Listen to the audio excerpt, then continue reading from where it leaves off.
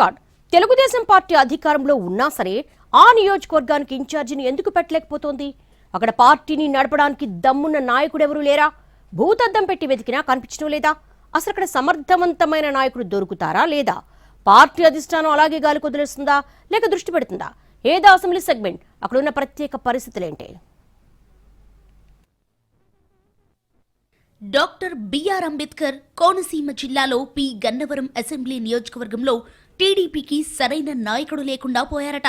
పైగా అంతర్గత విభేదాలు రోజురోజుకు ముదురుతున్నాయని, అసలు ఇక్కడ పరిస్థితి చూస్తుంటే మనం అధికార పార్టీలో ఉన్నామా ప్రతిపక్షంలో ఉన్నామా అన్న అనుమానం కలుగుతోందని పార్టీ క్యాడరే గుసగుసలాడుకుంటోంది.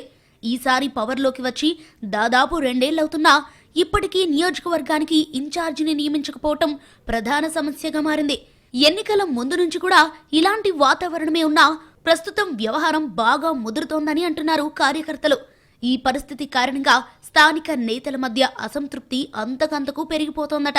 ముఖ్యంగా స్థానిక దళిత నాయకుడే ఇన్ఛార్జి పదవి ఇవ్వాలని పార్టీలోని ఒక వర్గం డిమాండ్ చేస్తోంది. స్థానికేతరుల పేర్లు ప్రస్తావనకు వస్తేనే ఆ వర్గం మండిపడుతోంది. నియోజకవర్గంలోని మెజారిటీ క్యాడర్ అభిప్రాయం కూడా ఇదేనని అంటున్నారు.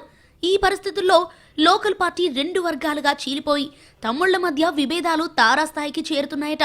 తరచూ నిర్వహించే పార్టీ సమావేశాలు వాగ్వివాదాలతో రచ్చరచ్చగా మారుతుండటమే ఇందుకు నిదర్శనమని అంటున్నారు. కొన్ని సందర్భాల్లో మాటామాటా పెరిగి ఘర్షణ వాతావరణం కూడా నెలకొంటున్నట్లు సమాచారం.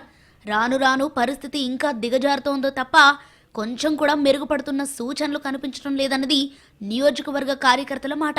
పార్టీ అధిష్టానం సూచించిన కమిటీని పట్టించుకోకుండా ఒక వర్గం నాయకులు ముందుగానే తమ సొంత మండల కమిటీని ఎన్నుకొని ప్రకటించారు.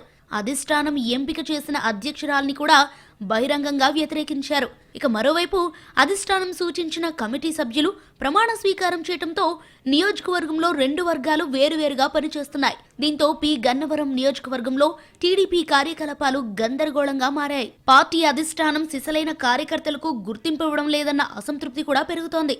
ఓటింగ్ విధానంలోని నాయకత్వాన్ని ఎంపిక చేయాలన్న డిమాండ్ పెరుగుతోంది.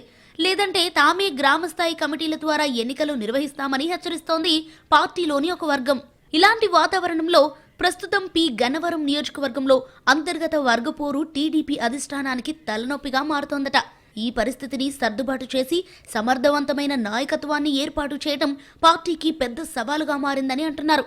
కష్టమో నిష్ఠూరమో రిస్క్ తీసుకోనైనా పార్టీ పెద్దలు జోక్యం చేసుకుని గాడిన పడతారా లేక అలాగే వదిలేస్తారా అన్నది చూడాలంటున్నారు పరిశీలకులు.